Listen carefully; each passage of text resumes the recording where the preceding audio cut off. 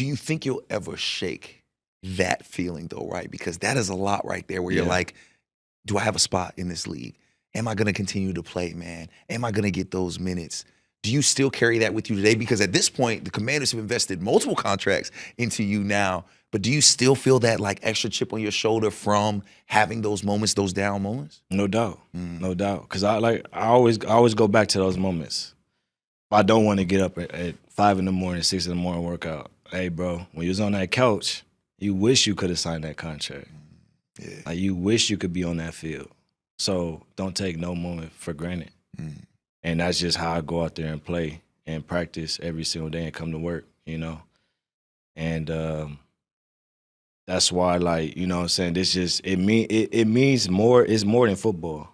You know, it's a lifestyle. It's just a sense of gratitude and thankfulness, and that's why I like to show when I go on the field, you know, that you can get through anything, you know, and those opportunities don't come around a lot of the time. Yeah. You know, and show, you know, put light on that and share your story when those dark days you could get those. It's gonna be it's light at every end of the tunnel. So, you know, every time I come to work or go on the field, like, that's what I want to continuously show to the world.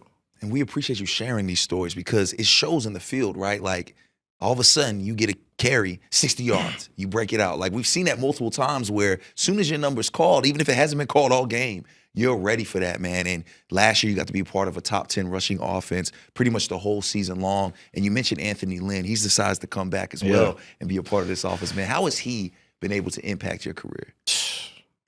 It's more, I want to say him more off the field than on the field.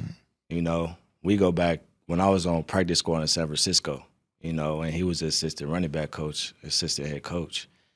He was kind of in the background, you know, and he would always check on me, like, how's your mental? I know you want to be playing. I know you've played in this league. You're in year 7 and you haven't touched the field.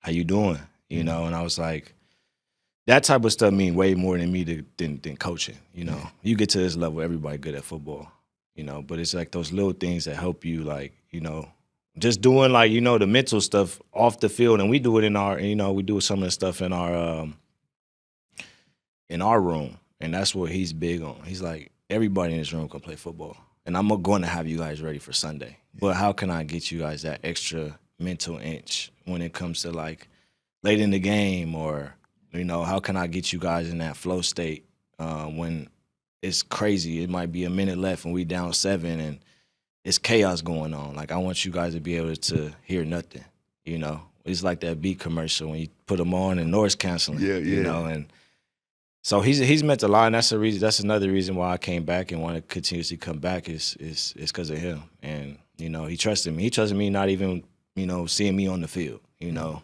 just as a person. And then also when he did put me on the field, obviously I wanted to make him look right. You know, I want to make sure he's right. You know, it means a lot to me that you trust me. Okay, I'm gonna trust you, and I'm gonna go do my job at a high level for you.